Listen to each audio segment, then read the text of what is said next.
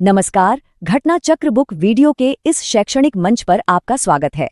हमारा उद्देश्य है ज्ञान को सरल, स्पष्ट और सुलभ रूप में आप तक पहुंचाना। आइए आरंभ करते हैं अध्ययन और सफलता की इस यात्रा को। नमस्कार।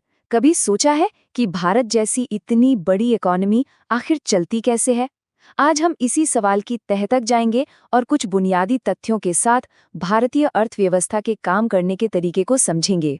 तो सवाल ये उठता है कि वो कौन सी कोर चीजें हैं जो भारत जैसी विशाल अर्थव्यवस्था को रोजमर्रा चलाती हैं। चलिए पता लगाते हैं। इसे समझने के लिए हम 5 की एरियाज पर नजर डालेंगे। अर्थव्यवस्था के स्तंभ, सरकार और इंडस्ट्री का रिश्ता, देश का पूरा हिसाब किताब, कुछ खास योजनाएं और विचार, और आखिर में भविष्य की राह क्या हो सकती है। तो चलिए शुरू करते हैं अर्थव्यवस्था के इन स्तंभों से और देखते हैं कि सरकार और उद्योग इसमें क्या भूमिका निभाते हैं। देखिए, किसी भी देश की तरक्की के लिए सरकार और वहां की इंडस्ट्रीज का साथ में काम करना बेहद जरूरी है। चलिए देखते हैं कि भारत में ये रिश्ता वक्त के साथ कैसे बदला है।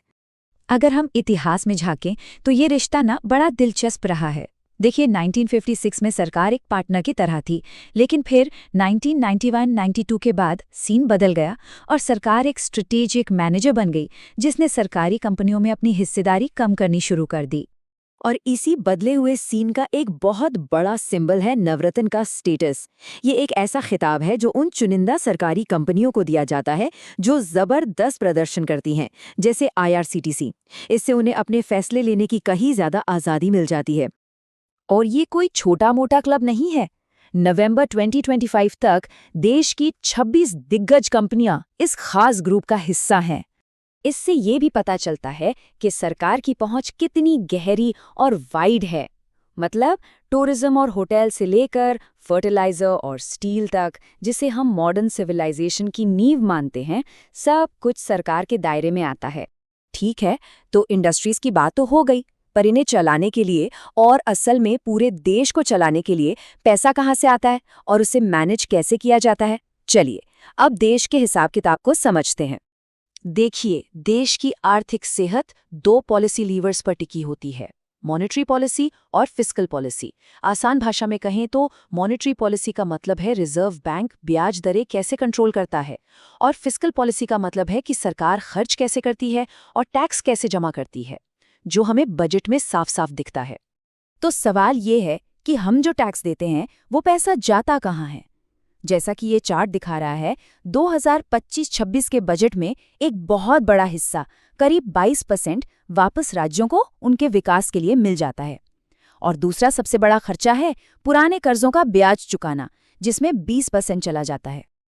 अब इस पूरे हिसाब किताब के खेल में 2 और बड़े खिलाड़ी हैं। पहला, फाइनेंस कमीशन, जो ये तय करता है कि केंद्र और राज्यों में पैसे का बंटवारा कैसे होगा, और दूसरा, इकोनॉमिक सर्वे, जो हर साल देश की अर्थव्यवस्था का एक तरह से रिपोर्ट कार्ड पेश करता है। बड़ी बड़ी पॉलिसियों के अलावा कुछ खास योजनाएं और आइडियाज भी हैं जिन्होंने इकोनॉमिक लैंडस्केप को एक नई शक्ल दी है। चलिए उन पर एक नजर डालते हैं। अच्छा, गोल्डन हैंडशेक शब्द तो सुना ही होगा। ये असल में वॉलंटरी रिटायरमेंट स्कीम यानी VRS का ही एक फैंसी नाम है, जो सरकारी कंपनियों में सुधारों का एक जरूरी हिस्सा रहा है। क्योंकि देखें, इकोनॉमी सिर्फ कंपनियों और पैसों से नहीं बनती, वो लोगों से बनती है। और इसीलिए दीनदयाल उपाध्याय ग्रामीण कौशल्य योजना जैसी स्कीम्स बहुत ज़रूरी हो जाती हैं, जो गांव के युवाओं को नौकरी के लिए बेहतर स्किल्स देती हैं। और ये देखिए, एक बड़ा ही दिलचस्प सोचने वाला आइडिया। एक जमाने में मशहूर इकोनॉमिस्ट निकोलस काल्डोर ने भारत को एक सुझाव दिया था कि लोगों की कमाई पर नहीं, बल्कि उनके खर्च पर टैक्स लगाओ। जरा सोचिए, अगर ऐसा होता तो हमारी इकोनॉमी का ढांचा कितना अलग होता।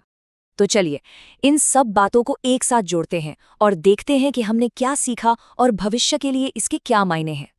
तो हमने ये समझा कि कैसे सरकार का रोल एक बिल्डर से एक स्ट्रेटेजिक मैनेजर का हो गया है। हमने देखा कि कैसे मॉनेटरी और फिस्कल पॉलिसी इकोनॉमी को चलाने वाले 2 पहिए हैं, और ये भी कि लोगों के विकास के लिए बनी योजनाएं इस पूरी तस्वीर का एक कितना अहम हिस्सा हैं। और ये सब हमें एक आखिरी सवाल पर लाकर खड़ा कर देता है। इस मजबूत नींव पर भारत की आर्थिक नीतियों का अगला अध्याय क्या होगा? कौन से नए विचार और रणनीतियां देश की आर्थिक कहानी को आगे ले जाएंगे।